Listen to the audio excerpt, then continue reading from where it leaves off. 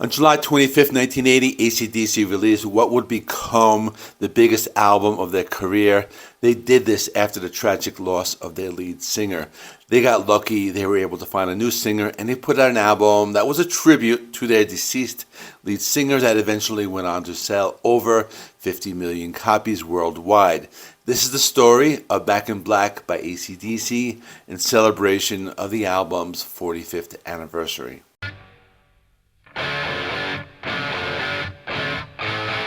In 1979, AC/DC released the album Highway to Hell. This was their 7th studio album, and it was released on July 27th, 1979. The album was very big. It was a major breakthrough for the band, and it reached the top 20 on the Billboard 200 and eventually peaked at number 17. It also featured a shift in their lyrical themes as well as a shift in production, thanks to producer Robert John Mutt Lange. Then in August of 1979, AC/DC embarked on the Highway to Hell tour to promote the album. The tour lasted about 5 months with 99 shows across Europe and North America, but then tragedy struck.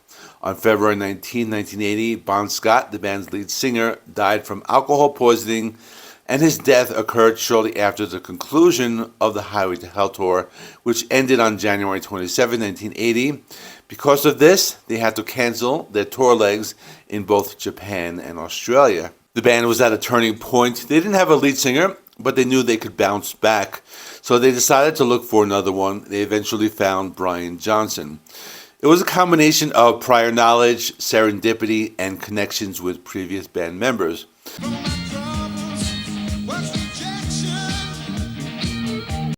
Bon Scott had previously seen Brian Johnson perform with his band Geordie in the early 70s, and he really admired his stage presence and vocal abilities.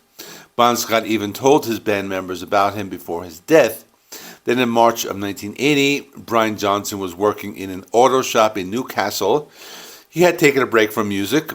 One day he receives a mysterious phone call from a woman with a thick German accent inviting him to audition for the band in London. She didn't say who the band name was. It just so happened Brian Johnson was recording a jingle for a Hoover vacuum cleaner commercial in London that same time, so it coincidentally placed him nearby the audition. While at the audition, Brian Johnson kept the band waiting for about an hour while playing pool with their roadies, although he was unaware they were waiting for him, but he gave his audition.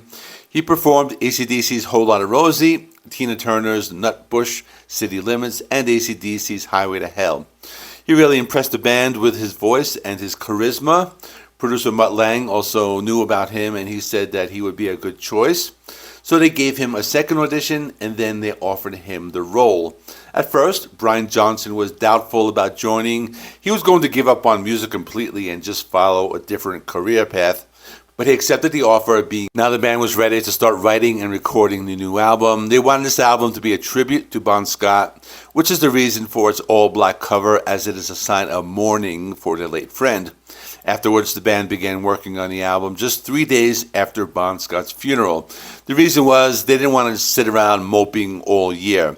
The band had some material that Bon Scott had written before his death, but AC/DC chose not to use any of it because they felt it would be them trying to profit from his death. Instead, Brian Johnson wrote all the lyrics and melodies, while Angus and Malcolm Young composed the music. Back in Black was recorded over 7 weeks from April to May 1980 at Compass Point Studios in the Bahamas with producer Mutt Lange. They were originally going to record the album in London, but they went to the Bahamas because there was a studio available and they wanted to take advantage of the tax breaks. There were some challenges with the recording sessions, such as tropical storms and equipment delays, but the band poured all their emotions into the music. Sessions were intense, but the band wanted to capture a live, raw sound, unlike Highway to Hell, which had more overdubs. Back in Black was recorded mostly live with the band. There were occasional small fixes, but the goal was to maintain the energy of a live performance. The studio at Compass Point was modest. It was described by Brian Johnson as little concrete cells with a strict manager.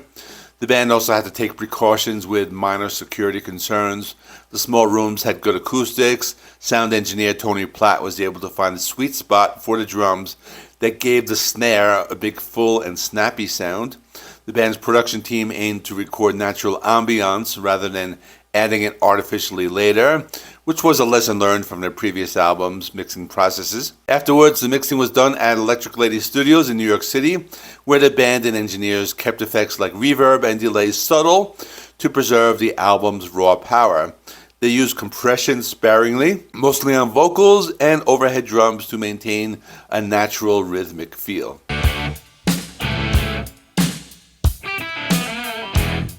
One of the most popular songs was the title track, Back in Black, which was a tribute to the late lead singer Bon Scott.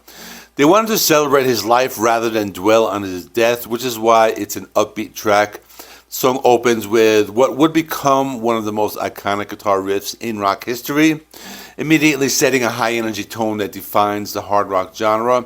Brian Johnson worked intensively to perfect his vocals on the track. He wrote the lyrics with the idea of avoiding anything morbid or overly sentimental. He just wanted to celebrate Bon Scott's life. The lyrics refer to 9 lives and cat's eyes metaphorically, highlighting Bon's ability to live dangerously and cheat death multiple times before his passing. There were lines like, "Forget the hearse, 'cause I never die," which give you the idea that Bon Scott's spirit and influence lived on through the music. Another one of the most important tracks on the album is Hell's Bells. This was the opening track in the album.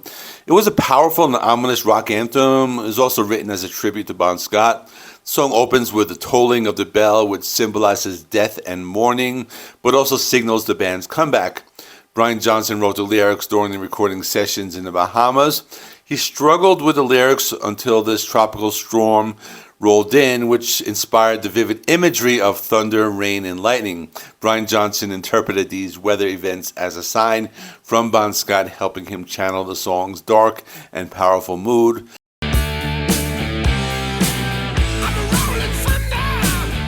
Lyrically, Hell's Bells explores themes of impending doom, confrontation with death and rebellion. Lines like "I'm rolling thunder, pouring rain, I'm coming on like a hurricane," and "You're only young, but you're gonna die" are lines that evoke both the unstoppable natural forces and the inevitability of death. The song's aggressive tone is balanced with a sense of playful defiance. Brian Johnson delivers the lyrics with a wink, maintaining ACDC's trademark humor despite the somber subject. The bell sound itself was recorded from a large bronze bell at a bell foundry and became a defining feature of the track, which reinforces the ominous atmosphere.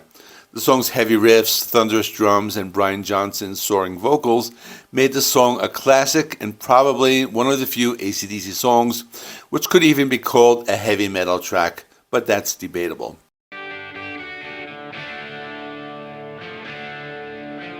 Another important song was "Shook Me All Night Long." This one was one of the band's most famous hits. It was the first single featuring Brian Johnson as the new singer. The song is filled with innuendos, which is something that AC/DC had been known for doing. The lyrics describe powerful connection with a woman who was both irresistible and electrifying, with lines like, "She was a fast machine, she kept her motor clean," and "knocking me out with those American thighs," which painted a very bold and rebellious image. There are some interpretations of the song which suggest they describe a past relationship by saying "she" in the third person, but the chorus addresses a new, more fulfilling partner where they say "you" in the second person. So there's a contrast between two different women, but I guess that's something that's also up for debate. Brian Johnson co-wrote the song with the Young Brothers. Some of the lyrics, including the famous double entendre, "She told me to come, but I was already there," are believed to have either been written or partially inspired by Bon Scott before his death. Although he wasn't credited for the song, Brian Johnson mentioned that he was inspired to write the song after observing American Girls during the recording sessions in the Bahamas. Musically, the song features a catchy, driving riff and a memorable chorus, and it was a staple of classic rock radio and a highlight of AC/DC's live performances. The single reached number 35 on the U.S. Billboard Hot 100 Pop Singles chart in 1980. When Back in Black was released, it was an immediate success in the UK. The album reached number 1 within 2 weeks of its release.